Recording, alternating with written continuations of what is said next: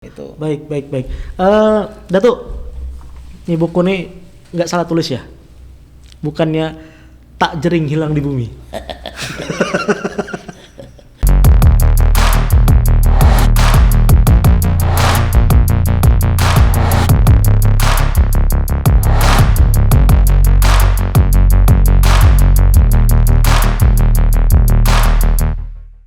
Terima kasih banyak Datuk Sardi sudah bersempat hadir di podcast kita jauh-jauh dari Bangka Barat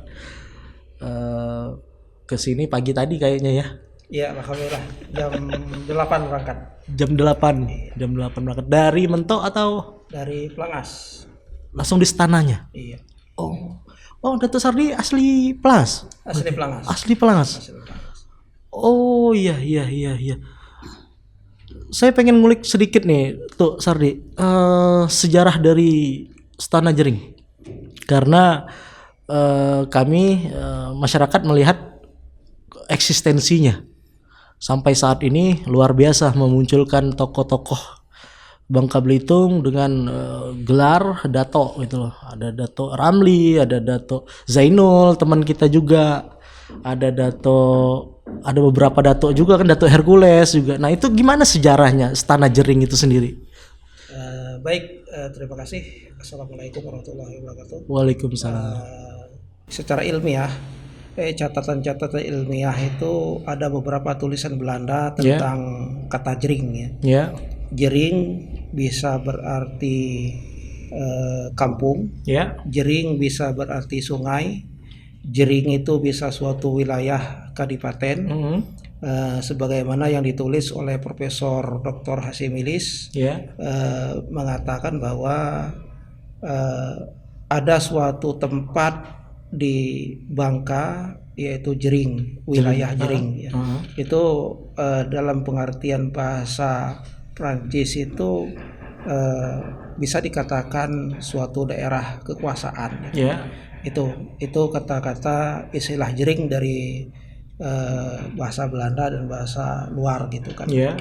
Itu berdasarkan sastra lisan kita yang dari mulut ke mulut yang kita dapatkan. Asal usul jering itu berasal dari luar sebetulnya. Dari luar dulu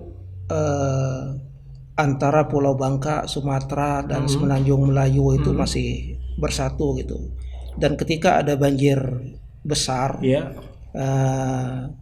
itu terpecahlah pulau-pulau itu, dan kemudian ada sepasang pangeran dari suatu kerajaan Melayu kuno di daratan pulau yang besar itu masuk ke dalam yang namanya gelabang besi, yang kami sebut gelabang besi. Kemudian masuklah pangeran itu dengan istrinya, kemudian dengan beberapa pasukannya yang kapal besar gitu, yang kami sebut sebagai gelabang besi. Dan ketika air surut, kemudian mendaratlah tempat mereka ini di suatu tempat yang kemudian ketika pulau itu pecah-pecah itu di bagian barat daripada Pulau Bangka ini yang kemudian kami sebut dengan Tanah Tua.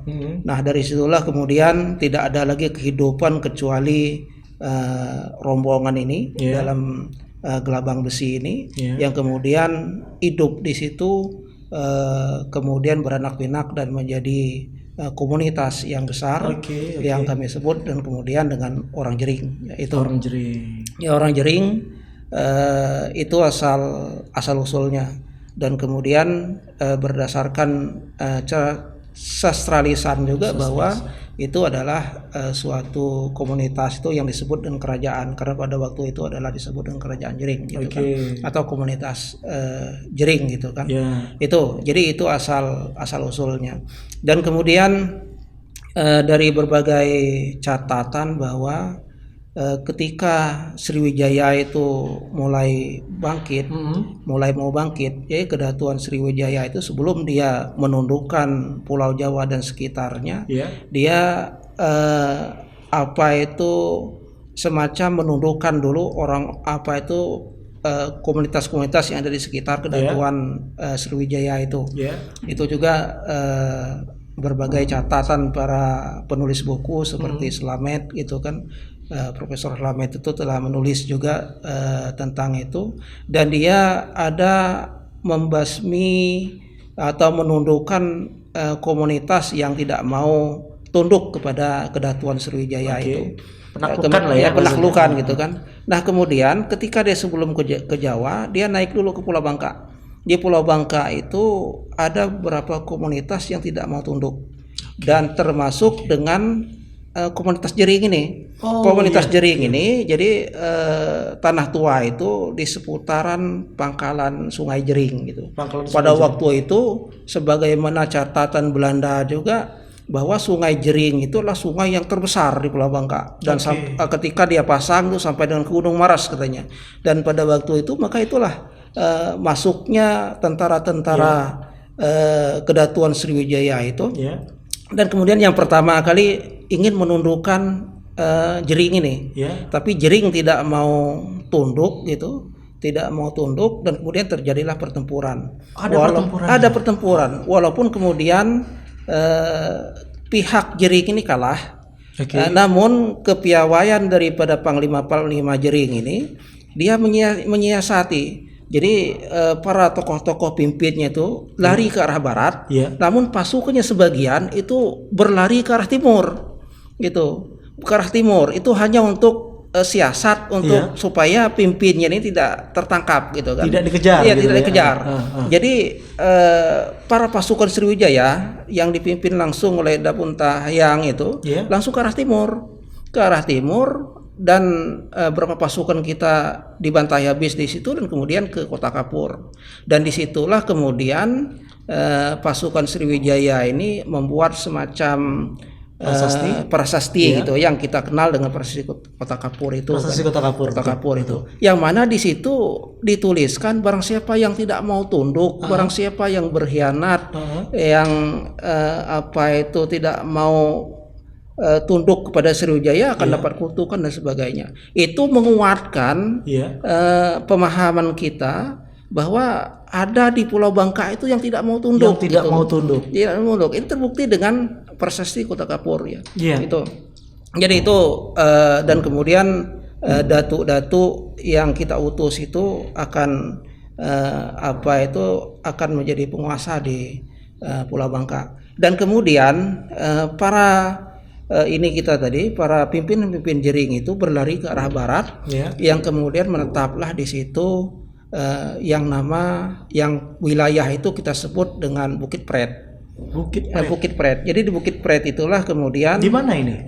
Itu di wilayah Bangka Barat juga. Masih di Bangka Barat. Ya, tidak jauh, sekitar 5 kilo dari Desa Pelangas sekarang. Itu di suatu perbukitan, dan disitulah kemudian para pimpinan Jering tadi membuat suatu perkampungan. Yang pertamanya dari 7 hubung rumah di situ kan, dan kemudian bertambah ya, karena memang tadi banyak yang mati pada waktu di ditaklukkan dalam sejarah itu, bukan dalam sejarah, dalam legenda itu perkampungan Jering itu di bumi hanguskan. Jadi Tanah Tua itu yang kita sebut sekarang Tanah Tua itu di bumi hanguskan.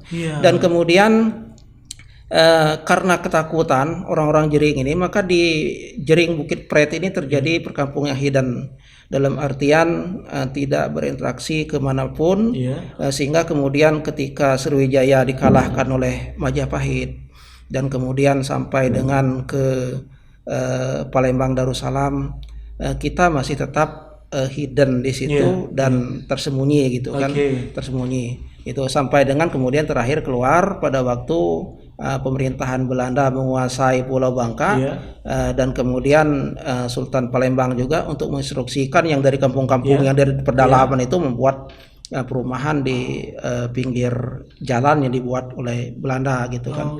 Nah kemudian baru sedikit-sedikit orang-orang Jering yang hidden tadi itu keluar gitu kan, membuat suatu perkampungan yang kemudian Pelangas sekarang itu. Itu asal usul Jering yang kita pahami dari cerita-cerita orang tua yang lalu. Dan sebagaimana peta Belanda pun, bahwa memang tahun 1812 itu ada wilayah Jering itu yang mana mencakupi wilayah seputaran Kecamatan Simpang Tritip Sekalang. Dan kemudian pada 1885 dan sampai dengan 88 peta jering tadi hilang dan kemudian di situ muncullah di peta Belanda itu Pelangas gitu kan, tulisannya PL gas gitu kan, Pelangas itu. Jadi di seputaran tadi peta di mana di situ nama jering, maka muncul namanya berubah menjadi Pelangas. Jadi itu asal usul jering dari masa lampau sampai dengan ini. Dan kemudian kita meyakini bahwa juga dari orang tua kita dan sebagainya, kita adalah bagian daripada terah jering ini, yang dari Bukit Pret ini. Karena yang terakhir yang menjadi pemimpin di situ yang kita sebut dengan Kecing. Dan kemudian Kecing itu ada anaknya Kek Cangguk, dan seterusnya sampai dengan Butuk dan sampai dengan kita itu adalah keturunan yang ke-6 gitu kan, daripada yang terakhir yang kita pahami gitu kan, yang kita tahu dari orang tua kita. Jadi itu sejarah daripada jering itu sendiri ya. Memang ada beberapa pendapat masalah jering ini. Ada juga kita mendapat informasi bahwa di Thailand Selatan itu juga ada kerajaan jering ya. Namanya jering, sama. Iya, namanya sama. Kerajaan jering atau kerajaan Jambu. Dan pada waktu itu tahun 1700-an akhir itu kerajaan yang berinduk kepada kerajaan Patani ini. Jadi itu kerajaan Patani besar, kemudian kerajaan Patani itu ada anak kerajaan termasuk ya jering ini kan. Itu diserbu oleh kerajaan Thai dan kemudian dari kerajaan jering dan seputaran ini terjadilah kalah dalam pertempuran itu. Ada yang ngacir, ada ke Kalimantan, yang migrasi ada ke Kalimantan, ada ke Jawa, ada ke Pulau Sumatera, termasuk Pulau Bangka. Tapi ini kita belum mendapatkan bukti konkret secara ilmiah, atau itu hanya sejarahnya sejarahnya itu hanya cerita gitu kan. Dan kalau itu kita lihat dengan peta macam apa itu belum begitu nyambung. Jadi masih kita kepada asal usul yang tadi saya ini kan. Karena memang orang-orang jering yang orang-orang tua tahu semua dengan sejarah ini gitu kan, sejarah legenda yang tadi saya sebutkan itu gitu kan. Datuk Sardi. Sebelum ke Datuk Ramli nih. Ada korelasi nggak antara jering dengan Sukulum? Banyak yang menyampaikan juga ke saya, ke baik orang tua maupun yang sekarang. Sebetulnya awalnya itu dari jering gitu kan, kemudian ke Sukulum. Tapi ada juga pendapat yang berbeda ya. Tapi kalau yang namanya legenda itu ada juga yang berbeda. Perbedaannya itu Sukulum ini berasal dari kapal Bugis yang pecah gitu kan. Itu kemudian menjadilah komunitas Sukulum itu. Dan ada juga informasi bahwa pada waktu kerajaan Singosari itu dihancurkan, para petinggi-petinggi Singosari itu bersembunyi dan kemudian menetaplah di Sukulum. Dan itulah kemudian yang menjadi asal usul nenek moyang daripada Sukulum. Ada yang mengatakan seperti itu. Jadi ada yang menyampaikan bahwa memang ada hubungannya jering antara ini, bahwa suku Mapur itu bagian daripada jering. Tapi ada juga yang memang tersendiri gitu kan. Jadi buat yang nggak tahu, Sukulum sama jering itu adanya di Bangka gitu loh. Nah, di provinsi kita. Nah, itu yang pengen saya ulik gitu loh. Nah, Datuk Ramli. Saya dapat buku nih. Buku baru atau gimana nih, Datuk? Maksudnya baru ditulis atau? Itu saya tulis pada tahun 2000. Tahun 2000. Nah, yang ini? Yang ini baru. Ini yang terbaru? Ya. Mengisahkan tentang apa nih? Itu Tak Melayu Hilang di Bumi. Itu pantang larang kaum Melayu. Sebab kita tahu, tapi sebelum saya bercerita tentang Boleh, silakan Datuk. saya akan mulai dari pepatah dulu. Oke, siap. Pepatah Melayu ini, tegak rumah karena sendi, sendi roboh rumah binasa. Oke. Tegak bangsa karena budi, budi hilang bangsa binasa. Itu melukiskan betapa pentingnya budi pekerti bagi orang Melayu. Kemudian ada lagi bahwa kuat ikat, kuat lidi karena diikat, kuat hati karena mupakat. Artinya orang Melayu itu dalam mengambil satu keputusan itu harus ada mupakat. Nah, berkaitan dengan buku yang saya serahkan pagi ini. Iya, ini dua. Saya dapat buku terus nih. Pertama itu buku tentang riwayat hidup dan perjuangan saya dari muda. Saya merantau mulai di Amerika, di Jepang, di Filipina, Malaysia, dan sampai saya kembali ke tanah air. Di situ ada saya kisahkan semua. Dan bagaimana sikap dan perilaku saya yang banyak dipengaruhi oleh ajaran Zen. Zen pada saat di Jepang berarti ya? Jepang, yang mempengaruhi tingkah laku, perilaku di dalam kehidupan saya sampai dengan saat ini. Nah, berkaitan dengan itu, saya juga mengkaji masalah kemelayuan ini mulai ketika saya membuat jet foil. Dulu jet foil yang pertama di Provinsi Bangka Belitung itu saya yang kapal penyeberangan ya, memperpendek kapal jarak cepat, Bangka dan Palembang. Saya selama 6 bulan di Riau, di Tanjung Pinang, di Riau ke Malaysia, terus ke ujung ke Dungun Terengganu. Saya di warung kopi, saya datang di majelis, saya banyak mendapat pengalaman itu. Bahwa dibandingkan antara negeri Melayu Indonesia sama negeri Melayu Malaysia, Malaysia itu masih melekat budi pekerti, adab, sopan santun anak-anak Melayu. Dan sampai dengan saat ini film-film TV Malaysia itu selalu menggambarkan kehidupan kaum Melayu yang sebenarnya. Dibandingkan dengan kita yang kalau film kita ini kan menampilkan yang wah-wah semua. Wah dan modern lah katanya ya.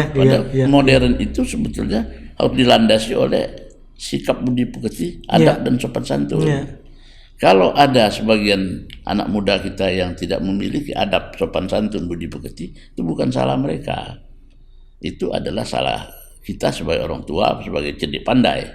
Karena zaman kita dulu orang tua kita cuma cari makan, pakaian, dan tempat tinggal. Kalau cuma sekarang banyak sekali kebutuhannya. Kebutuhan banyak, karena kebutuhan banyak memerlukan waktu yang banyak untuk berusaha mencari nafkah, mencari rezeki, sehingga tidak sempat memberikan bekal-bekal kepada anak-anak kita tentang bagaimana hidup sebagai yang Melayu. Untuk itulah saya kumpulkan, saya rangkum, saya terbitkan dalam buku ini supaya bisa disebarluaskan kepada masyarakat, khususnya kaum Melayu. Bahwa di judulnya itu kan takkan Melayu hilang di bumi. Artinya Melayu itu eksistensinya perlu kita jaga. Tidak ada kesan Melayu itu pemalas, Melayu itu royal, tidak ada. Melayu itu adalah orang yang semangatnya tinggi. Buktinya dia menjala di mana kerajaan, eksistensinya sampai ada. Tetapi karena dia ini malas itu karena penjajahan. Sekarang sudah saatnya kaum Melayu ini bangkit. Karena itu saya merasa bangga. Bagi saya cuma menarik satu kesimpulan.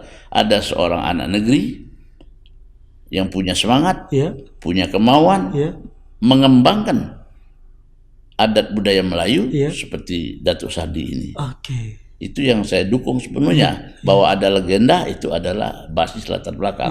Tapi walaupun legenda sejarahnya ada kuat, tapi kemauan untuk mengembangkan nggak ada. Belum terjadi. Tentu kerajaan yang cukup besar dikenal. Balok dan Badau. Di mana itu? Di Belitung. Di sejarah manapun dia ada, tapi tidak digerakkan sampai sekarang. Saya paham sampai sini. Siap. Artinya eksistensi ini kita punya legenda. Legenda seperti ini, ceritanya seperti ini. Tapi kemauan untuk mengeksistensikan legenda ini belum ada, atau masih beberapa orang yang peduli saja gitu. Jadi kita tidak bisa menghalangi kalau Datuk Sardi ini diterima di berbagai kerajaan di seantero Indonesia ini. Bahkan juga saya bawa dia ke Malaysia. Kenapa? Karena dia adalah orang yang mampu berkemauan keras untuk mengembangkan adat budaya Melayu. Ada budaya Melayu. Jadi kalau dia menyebut dia dapat gelar ini, gelar itu ada penghargaan karena upaya yang dia jalankan, ya kan? Oke, kalau boleh tahu apa gelar lengkap Datuk Sardi, baik akademisi maupun gelar kedatuannya? Baik, terima kasih. Kalau untuk gelar adat ya. Iya.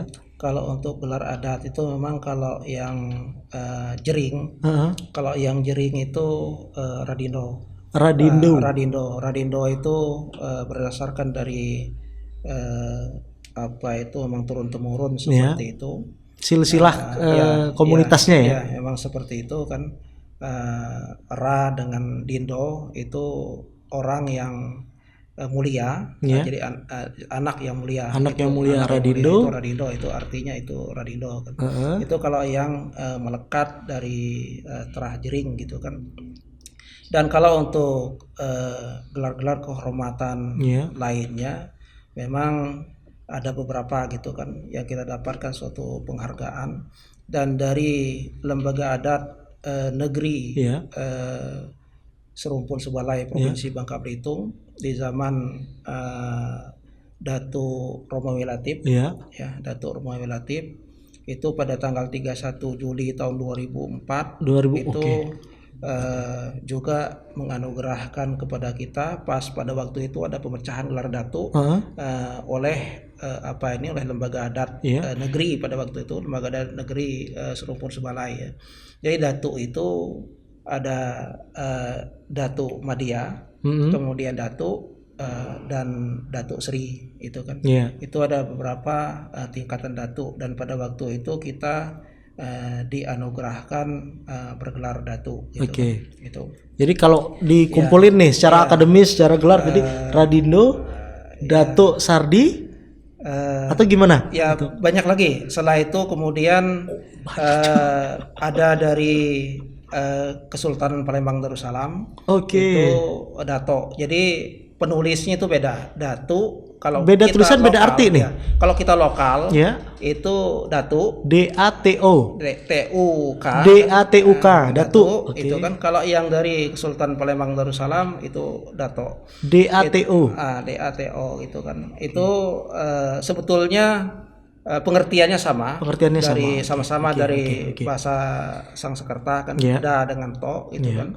Itu sama juga orang yang mulia gitu kan, itu artinya itu dari dari Sultan Palembang Darussalam. Alhamdulillah kita dapat dan juga direkomendasikan oleh Datuk Sri gitu kan. Kita dari Sultan Palembang, dan kemudian kita juga mendapat Raden dari Kedatun Majapahit dari Purwokerto. Itu kita juga dapat penganugerahan itu, dan kemudian Pangeran Agung itu dari ke Pangeran Patani Mempawah, Thailand, Kalimantan Barat, Barat. Dan kemudian dari Kerajaan Bali juga kita mendapat Pangeran Agung dari Kerajaan Bali itu kan. Kemudian dari Kerajaan Kampar juga kita dapat yang di Pertuan Muda gitu kan. Dan kemudian dari luar ini kita dapat dari keturunan As-Syarif dari Kesultanan Brunei Darussalam, yaitu Pangeran Bendahara. Pangeran Bendahara. Dan kemudian dari luar juga kita mendapat Noyon. Mendapat gelar Noyon, dan kemudian juga Noyon ini apa nih? Noyon itu semacam pangeran juga sebetulnya, cuma istilahnya mereka Noyon. Dan kemudian juga kita ada mendapat gelar Marquis gitu. Apalagi tuh? Itu semacam pangeran juga. Ya, itu dari bahasa setempat ya. Bahasa setempat. Jadi itu ada beberapa penganugerahan kepada kita untuk ini. Dan ini semua adalah karena upaya kita untuk melestarikan adat istiadat dan budaya tadi. Dan kemudian kita juga mengadakan hubungan gitu kan, hubungan baik antara Kerajaan Kesultanan Nusantara yang ada di Indonesia. Kita juga bergabung di MAPMI yang juga Datuk Ramli MAPMI itu Majelis Adat Budaya Melayu Indonesia. Ya. Kita juga bergabung di LKPASI, Oke. Lembaga Komunikasi Pemangku Adat Seluruh Indonesia. Juga di situ isinya para sultan dan raja. Ya. Dan kemudian kita juga ikut di Dekan, itu Dewan Pemangku Adat Kerajaan Nusantara juga. Kita juga ikut di situ, dan beberapa lagi forum-forum nasional yang kita ikut serta di situ. Iya. Itu ya. Namun demikian kita sebetulnya Jering bukan kerajaan ya, bukan kerajaan, bukan kesultanan. Kita hanya komunitas ya. Hanya komunitas kesukuan atau suku gitu kan, suku ini juga bukan suku induk, tapi kita bagian daripada Melayu. Oke, maaf saya potong nih. Jadi itu kalau untuk gelar kehormatan adat. Kalau untuk Stana itu apa? Stana itu sebetulnya rumah ya.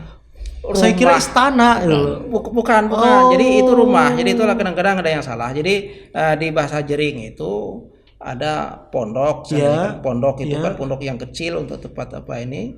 Nah, kemudian umah itu tempat yang biasa masyarakat biasa. Betul. Stana itu semacam tempat tokoh adat untuk berkumpul. Yang berkumpul yang besar itu. Oh iya. Nah, itu jadi Istana Jering itu sebagai sekretariat kita. Sekretariat Lembaga Adat Melayu Jering Bangka Belitung. Sekretariatnya itu namanya Stana Jering. Ya, Stana Jering. Jadi Jering ini adalah komunitas. Ya, komunitas atau suku atau anak suku. Komunitas gitu, adat anak suku. Iya, paham. Itu. Baik. Datuk, ini buku nih nggak salah tulis ya? Bukannya tak jering hilang di bumi. Ada korelasi apa Melayu dengan jering? Ya, seperti yang sudah diceritakan Datuk Sardi tadi, bahwa Melayu ini besar. Iya. Mulai dari Vietnam, Kamboja, Myanmar, ya, Thailand Selatan. Ini Malaysia. Melayu ya? Melayu. Rumpun Melayu ya? Melayu ini banyak sukunya. Iya. Kalau di Palembang ada suku Melayu Komring, suku Melayu Lahat, Pagar Alam, Matang, banyak. Ada juga suku Melayu Palembang. Nah, di Bangka ada salah satu suku Melayu yang namanya suku Melayu Jering. Suku Melayu Jering. Ya, jadi suku-suku, sukunya, suku-suku. Jadi Sub-suku anak ya. suku ya. Jadi Jering asli Bangka nggak? Semua kita orang Melayu ini kalau sudah berdiam sekian puluh tahun sudah menjadi orang asli, karena pada masa itu penduduk belum banyak kan. Oke. Atau Jering ini memang sebetulnya nama perkampungan atau gimana?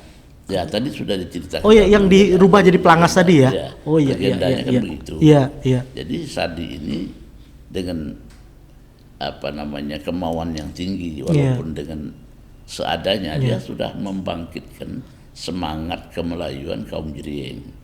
Kemudian karena pergaulannya, dia diakui oleh berbagai negeri, kerajaan-kerajaan di Indonesia dan luar sebagai orang yang mampu dan mau bersemangat membangkitkan adat budaya Melayu. Oh iya, jelas. Sampai utusan Malaysia itu datang ke sana. Sengaja datang berkenalan dan dalam satu upacara bahkan memberikan bantuan. Ya, memberikan bantuan. Jadi itu menunjukkan bahwa perhatian orang luar kepada suku Jering yang kebetulan Sardi adalah orang yang dituakan, bukan orang tua. Nah, itu jadi sekarang dalam hal ini banyak orang yang salah interpretasi. Gimana tuh?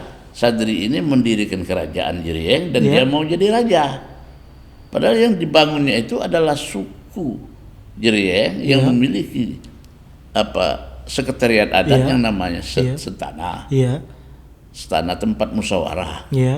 Tapi karena dia harus punya identitas, maka dia punya identitas sendiri, standarnya sendiri, pakaian sendiri, tapi semuanya daripada ciri-ciri kemelayuan. Kan sekarang banyak orang yang senang melihat orang susah melihat orang senang. Kalau bahasa gaulnya kepo, Datuk. Iya, kepo itu. Kepo. Ya. Oke, kembali ke Datuk Sardi deh. Saya sebelumnya minum dulu nih, Datuk. Silakan. Datuk Sardi orang nomor 1 di Istana Jering untuk komunitas Jering. Gimana ya? Ini agak dalam nih. Sejauh mana langkah atau usaha Datuk Sardi untuk menjaga eksistensi dari Tanah Jering di era yang modern dan ya modern lah dan liberal malah mendekatinya. Gimana itu Datuk Sardi? Baik, ya ini adalah memang dari program kerja Tanah Jering Aman Tubilah itu memang bagiannya untuk menjaga, memfilter daripada adat budaya luar yang tidak sejalan. Saya garis bawahi yang tidak sejalan. Kalau seandainya adat budaya yang sejalan dan kemudian tidak bertentangan dengan adat budaya dan syariah itu tidak masalah gitu kan. Itu. Jadi itu memang program kita.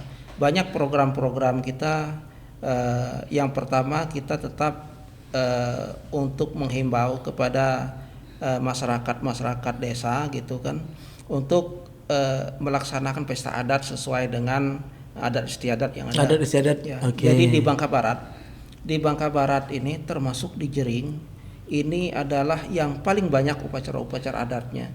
Itu yang pertama. Upacara-upacara adat, sedekah kampung, ceria, nerang bumi, nerang negeri, kemudian ngelap negeri, ceria dan sebagainya itu paling banyak di Bangka Barat. Di tempat lain agak kurang. Tapi kalau di Jering ini paling banyak. Itu yang pertama yang kita mintakan kepada tokoh-tokoh setempat, kepada pemerintah desa untuk tetap melestarikan. Okay. Jadi untuk bulan-bulan ini dan dari kemarin biasanya dari bulan haji, kemudian Muharram itu paling banyak sekali kegiatan-kegiatan adat. Itu yang pertama. Kemudian yang kedua untuk ciri khas Jering ini juga dari bahasa gitu kan. Jadi logat kita, dialek kita itu memang agak berbeda dari dialek-dialek yang lain. Misal contohnya apa nih? Misal contohnya seandainya kesini kemai kan. Kalau seandainya pulang monggong gitu kan. Monggong mungkin pulang dengan monggong itu jauh berbeda kan. Kalau seandainya pergi atau nitai seandainya itu adalah kata-kata yang sulit diartikan di tempat lain, tapi kita kepada anak-anak muda dan kemudian kepada generasi muda itu tetap kita mintakan agar untuk selalu menjaga dialek ini gitu kan. Dialek ini di rapat-rapat di desa itu juga kita memintakan agar untuk lebih menggunakan bahasa daerah bahasa daerah. Itu yang kedua ya. Kemudian yang ketiga kita juga ingin menjaga kemartabatan daripada wilayah, yaitu semacam tanah-tanah adat gitu. Tanah-tanah adat itu kita perjuangkan, dan bahkan beberapa waktu yang lalu kita melalui LKPASI, Lembaga Komunikasi Pemangku Adat Seluruh Indonesia, itu bersama Sultan Raja Pelingsir Datuk Pemangku Adat Seluruh Indonesia juga mendaulat untuk memintakan kembali tanah-tanah adat itu kembali kepada komunitas masing-masing. Kita bicara hukum adat lagi itu nanti larinya. Jadi, agraria nih. Sebetulnya tidak juga. Itu di dalam regulasi negara sebetulnya sudah bisa. Sudah memfasilitasi itu. Memfasilitasi itu. Dan kita hanya untuk actionnya gitu kan. Itu yang kita ini kan. Karena sebelum kemerdekaan Republik Indonesia, tanah, air segala macam apa itu sebetulnya dikuasai daerah itu sendiri gitu kan. Tapi ketika undang-undang agraria itu segala sesuatu itu dikuasai oleh negara. Itu kan, dan di situ tapi ada yang menjadi celah kita untuk masuk ke situ kan. Kita perjuangkan kemarin untuk bisa kita kuasai sendiri gitu kan, dan bahkan kita sudah mengadakan semacam perjanjian dengan dengan pihak LKPASI untuk bisa memfasilitasi kita untuk mengembalikan itu kepada negara gitu kan. Itu karena banyak sebetulnya di daerah ya, di termasuk di Jering itu yang tanah-tanah kita kemudian sudah dikuasai pihak lain gitu kan, dan kita tidak menikmati daripada hasilnya. Itu yang kita harapkan untuk ini. Dan kita usahakan berarti kita usahakan itu kan. Ada juga yang memang kita tidak bisa memanfaatkannya karena regulasi negara. Betul. Dalam arti misalnya hutan lindung gitu Iya, kan. Hutan lindung iya. itu kan tidak boleh kita Iya, ganggu betul, gitu tahura, kan. Ya, gitu, itu kan betul, hutan betul. HP seandainya kan Betul. itu yang kita Oke. ada beberapa hal yang kita Siap, ini kan. siap. Jadi ini adalah salah satu program kita untuk eksistensi kesukuan Jering itu sendiri. Kesukuan Jering, originalitasnya dari itu. era modern ini. Iya. Jadi dari yang pertama tadi untuk pelestarian adat istiadat dan budaya tadi, kemudian untuk menjaga bahasa dan dialek tadi, dan kemudian untuk masalah tanah-tanah adat. Masalah tanah adat. Ya itu. Itu yang kita ini kan. Dan untuk program-program yang kecil itu semacam pembinaan kepada lembaga adat desa. Karena kita ini sebetulnya diuntungkan oleh regulasi negara. Karena di dalam undang-undang desa, kemudian yang diatur khusus oleh Permendagri 18 tahun 2018 masalah lembaga adat desa itu mengatur bahwa adat istiadat itu perlu dilestarikan gitu. Perlu dilestarikan. Dan oleh karena itu kita sebagai komunitas induk yang ada di Jering itu juga membina lembaga-lembaga adat desa ini untuk tetap melestarikan adat istiadat dan budaya tadi. Termasuk permainan-permainan yang sekarang ini yang sering saya sampaikan di desa pada waktu kita sosialisasi. Anak-anak sekarang itu lebih suka main ini. Betul. Main game. Ini racun ini. Ya, main game dan sebagainya. Ini banyak efek negatifnya. Tapi Datuk Ramli juga make. Dari kalau tidak salah nggak masalah. Kadang-kadang salah pemanfaatan. Oh betul. Itu. Betul. Nah ini yang kita perlu kita sosialisasikan ke masyarakat gitu kan. Tapi banyak permainan anak-anak, main gasing, main calingking dan sebagainya itu yang membuat sehat badan dan sebagainya, tapi ditinggalkan gitu kan. Ini kan banyak efek negatifnya. Saya masih merasakan tuh waktu itu, tapi anak-anak saya mungkin nggak lagi. Ini juga yang perlu kita lestarikan gitu kan. Betul. Memang racun. HP ini racun. Ya. Tapi di Jepang, betul. Apapun yang timbul akibat kemajuan zaman, termasuk gadget HP. Mana mereka gerbang teknologi, tapi mereka tetap memelihara adat kebiasaannya, tradisinya tetap dijaga. Oh iya betul. Mulai tradisi bangun tidur, bajunya, pakaiannya, waktu dia menaruh sandal kalau dia masuk ruangan. Oh iya, betul. Sandal locknya itu. Kenapa? Karena itu terus-terusan di sekolah, di rumah diberitahu kepada anak-anaknya. Sehingga melekat. Kita yang ke sana juga harus ikut itu. Kebiasaan-kebiasaan itu. Nah, saya kebiasaan tetap. Saya mau tidur bagaimana, mau mandi, mau naruh, itu karena kebiasaan di sana. Iya. Yang baik saya tiru. Maka itu saya sisa-sisa umur saya selalu ingin berbuat supaya anak-anak negeri ini betul-betul tetap menjaga pelestarian adat budaya, utamanya budi pekerti sopan santun yang oleh sekolah saya lihat kurang sekarang pada zaman-zaman. Kalau misalnya seperti ini nih Datuk, apa pesan Datuk untuk anak muda di zaman modern ini? Ya, untuk anak muda di zaman modern ini, pertama dia harus ikut menggali. Karena dia tidak diberitahu kan oleh orang tuanya. Dia harus menggali. Karena sopan santun, budi pekerti ini yang paling utama sebagai orang Melayu. Sopan santun. Dan gestur kita juga bisa terbaca. Betul. Kalau kita bertemu dengan orang luar, apa yang ada di hati kita dari gestur kita itu ketahuan. Tapi kalau kita memiliki budi pekerti, itu tertutup. Makanya tadi saya bilang, tegak bangsa karena budi, tegak bangsa karena rumah karena sendi roboh, rumah binasa. Tegak bangsa karena budi hilang, bangsa binasa.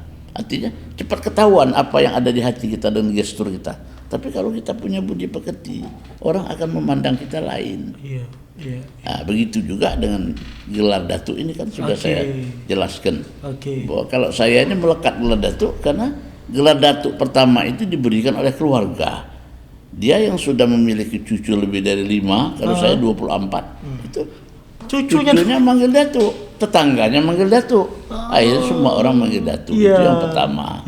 Yang kedua, ada adat Melayu, lembaga adat Melayu, dia boleh memberikan datuk, mengangkat datuk apabila seorang itu tempat bertanya. ya, tempat meminta nasihat. Oke. Perilakunya bagus, jadi panggil datuk, berlakulah untuk negeri dia. Bukannya datuk ini gelar bangsawan? Ini yang kedua, baru yang kedua. Nah yang ketiga, ini datuk adalah gelar bangsawan Melayu. Oh iya. Yang pertama gelarnya adalah Tan Sri. Itu hanya raja diraja yang berhak memberikan gelar. Raja diraja itu dipilih 3 tahun sekali, di antara seluruh kerajaan dia raja diraja di Malaysia. Dia Iya, betul. Tan Sri, termasuk di negeri Sarawak ya. Iya. Nah, yang kedua yang memberikan gelar lagi adalah ketiga Datuk. Ya, yang ketiga ini sudah Datuk Seri Utama. Datuk Seri Utama. Nah, baru Datuk Seri, baru Datuk. Dan lain di sini karena Datuk di sini diberikan karena pandangan-pandangan itu, kalau di sana ada syarat-syaratnya. Iya. Cara berpakaiannya, cara ngomongnya, wibawanya. Iya. Orang kalau sudah Datuk Malaysia itu pandangannya lain, Wah, betul. Iya. Ibarat makan minum di restoran dia yang harus bayar. Betul. Ya. Betul. Nggak boleh datuk-datuk itu dibayarin. Harus dia yang bayar gitu ya. Tersinggung. Maka itu kalau kita naik taksi di Malaysia, kita bilang saya ini datuk. Dia kaget. Kenapa datuk naik taksi? Lain di sini. Iya. Baik.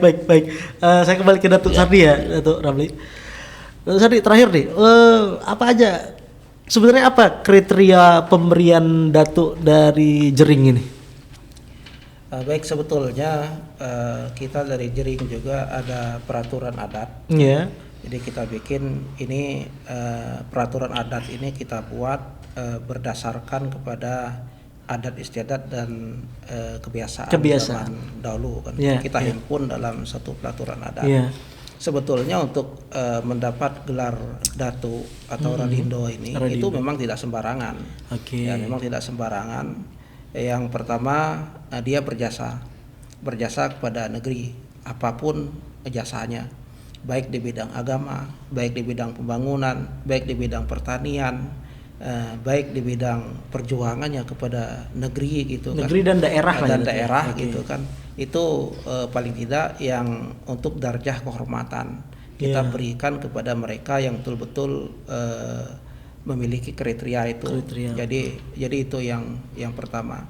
Kemudian yang kedua, dia tidak terlibat semacam amoral gitu kan. Jadi tindakan kita amoral amoral. Kita kalau tindak pidana yang lainnya itu bisa dikompromi gitu kan. Dikompromi gitu kan. Nah, itu. Tapi kalau untuk amoral memang tidak ada kompromi gitu kan. Itu yang pertama, kalau dia belum mendapatkan gelar, maka kita tidak akan merekomendasikannya untuk memperoleh gelar. Gitu kan. Kalau sudah lekat gelar, bisa kita cabut gitu kan. Gelarnya bisa kita cabut gitu. Karena kita berhak juga untuk mencabutnya. Jadi itu kriteria yang kedua. Kemudian kita tambalkan gitu kan, ada sertifikatnya dan kemudian ada juga semacam pin atau bintang yang kita berikan kepada yang bersangkutan. Itu sahnya daripada gelar kehormatan yang kita berikan kepada seseorang yang memenuhi kriteria tadi ya.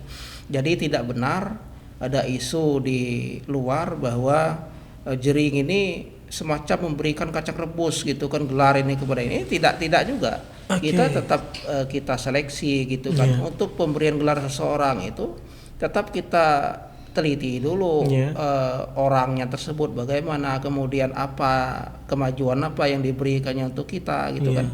Kalau seandainya dia tidak ada